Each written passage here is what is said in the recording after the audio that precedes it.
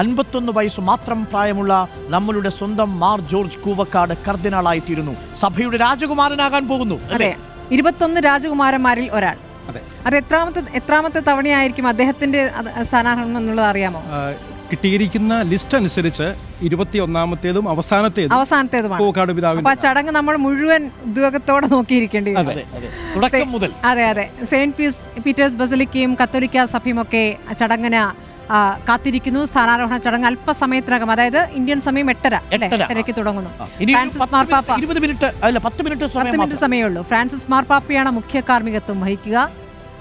വൈദികനായിരിക്കെ തന്നെ നേരിട്ട് കർദിനാൾ പദവിയിൽ എത്തുന്നു എന്നത് മാത്രമല്ല, 3ാമത്തെ ചങ്ങനാശ്ശേരി അതിരൂപതയിൽ നിന്ന് പോകുന്ന മലയാളിയായ ഒരു കർദിനാൾ കൂടിയാകാൻ പോകുന്നു അല്ലേ?